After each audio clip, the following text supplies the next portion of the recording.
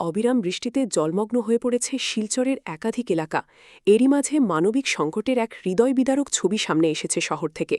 জলমগ্ন রাস্তার উপর দিয়েই কাঁধে মৃতদেহ নিয়ে শ্মশানের উদ্দেশ্যে রওনা হতে দেখা যায় পরিবারের সদস্য ও স্থানীয় বাসিন্দাদের। রাস্তার অধিকাংশ অংশ জলমগ্ন থাকায় যানবাহন চলাচল কার্যত বন্ধ হয়ে পড়ে, ফলে বাধ্য হয়েই হাঁটু সমান জল পেরিয়ে মৃতদেহ বহন করতে হয়। এই ঘটনাকে কেন্দ্র করে স্থানীয়দের মধ্যে ক্ষোভের সৃষ্টি হয়েছে। দীর্ঘদিন ধরে নিকাশি সমস্যার সমাধান না হওয়ায় সাধারণ মানুষের দুর্ভোগ চরমে উঠে।